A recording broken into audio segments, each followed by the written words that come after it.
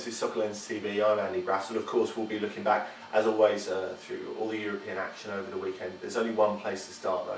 That's in Italy at the San Siro in Milan, and the Milan derby between Inter and AC Milan. And so heavily anticipated by everyone due to Inter's recent wobbles and Milan's recent improvement, and especially the improvement of Ronaldinho, who's been lurching towards his best form in the last couple of weeks. And in fact, it meant if Milan had gone there, of course they share a ground. It's nominally their away fixture, and won the game. They would have been 3 points behind the defending four-time champions with a game in hand. That obviously wasn't the case. A 2-0 win for Inter. They were the better team from the start, and despite, after Wesley Sneijder's sending off for dissent midway through the first half, Inter playing most of the game with 10 men. Of course, they played a little bit at the end with 9 after Lucio was sent off for giving away a penalty and a second booking as well. Nevertheless, Inter always looked in control, and I think really this puts Milan's recent improvement and Ronaldinho's recent improvement into some sort of perspective.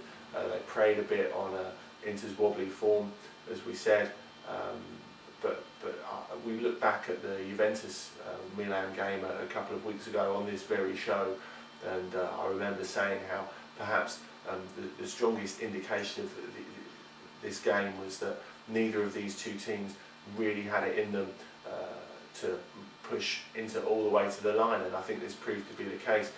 Ronaldinho has showed glimpses of his best, tremendous skill, goal scoring over this season, but he still lacks a little bit from when he was the very best, from when he was better than anyone else, that little extra bit of acceleration and change of pace. And you do wonder whether that will ever come back, and he's looked a little short in the biggest games this season, such as against Marseille in the Champions League twice, and now this game here, where he didn't really manage to impose himself too much. Of course, Julio César, arguably the best goalkeeper in the world, saving his penalty at the end. I'm not sure Ronaldinho can be completely blamed for that. One of the saddest things of the match was that Sneijder sending off. The Dutchman gives a whole different spin to Inter when he plays in the team, pulls all the strings, real dynamism and creativity from midfield, and he was doing just that in the first 20 minutes of the game. Milan didn't know how to handle him in the opening period, and perhaps you could say the one thing that the one way in which that affected the game is Milan were a little let off, because Sneijder was absolutely running riot. But a lot has been said about Inter over the successful past couple of years, about how they haven't had much flair and stuff, and of course Sneijder, their best flair player, removed for a lot of the game. But what has never been in doubt is their spirit. For such a highly paid bunch of professionals, perhaps like Mourinho era Chelsea, they can really dig in. And if there was one team in Europe you wanted to back to hold on to a 1-0 lead with 10 men, it would probably be Inter. They never looked in any real danger. They kept the ball pretty well, and they defended very solidly. And of course they took both their goals so well.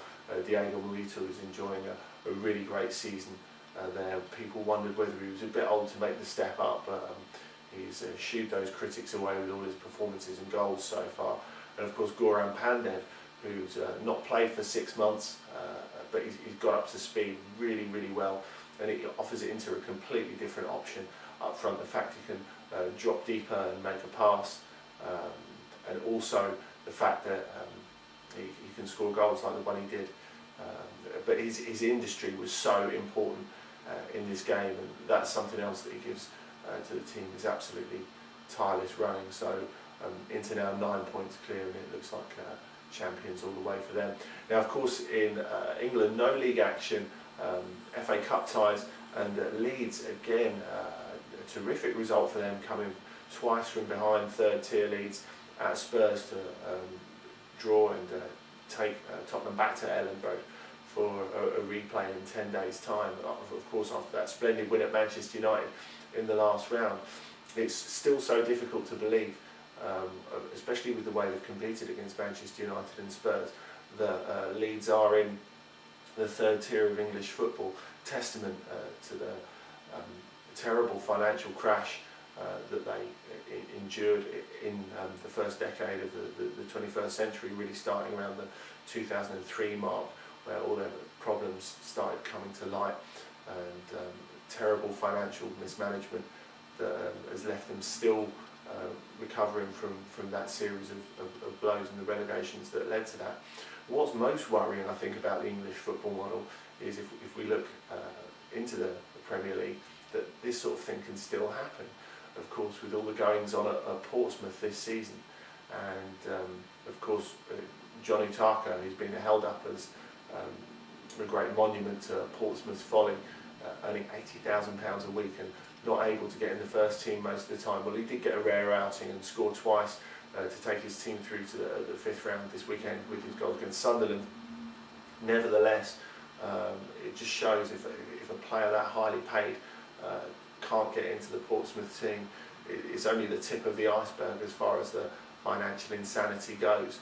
And you really have to worry for Portsmouth, not just the current uncertainty, but if they were to go down, they could possibly not only suffer what Leeds have suffered, but maybe even worse. They're not as big a club as Leeds, they don't have as big a stadium, and they don't have the corporate facilities at Fratton Park to generate the sort of money that Leeds could potentially as well. So it's paramount that Portsmouth stay up if they're to have any hope of really staving off what could be a terrible tumble down the divisions.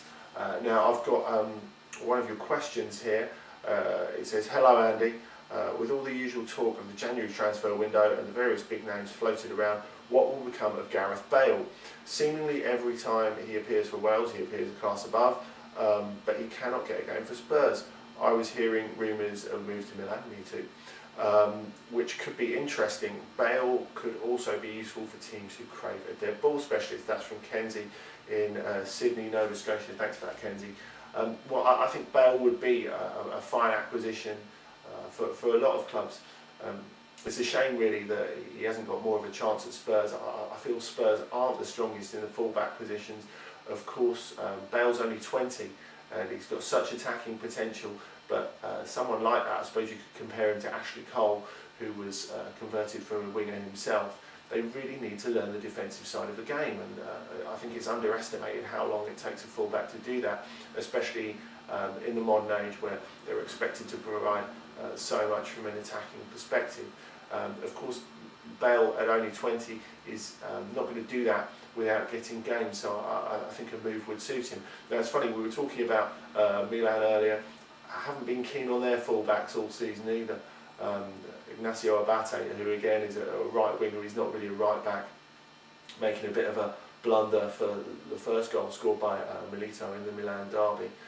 So maybe Milan could do with someone a little more experienced in a full-back position. Of course, we know they haven't got the biggest budget, and Bale has enormous potential. So perhaps if they're prepared to sign him as a sort of long-term project, do some work with him, then maybe he could take the same sort of road as Ashley Cole and end up being one of the best full-backs in Europe, who knows. Anyway, thanks for joining us again. I hope you enjoy any football you may be watching this week, and we'll see you again this time next week.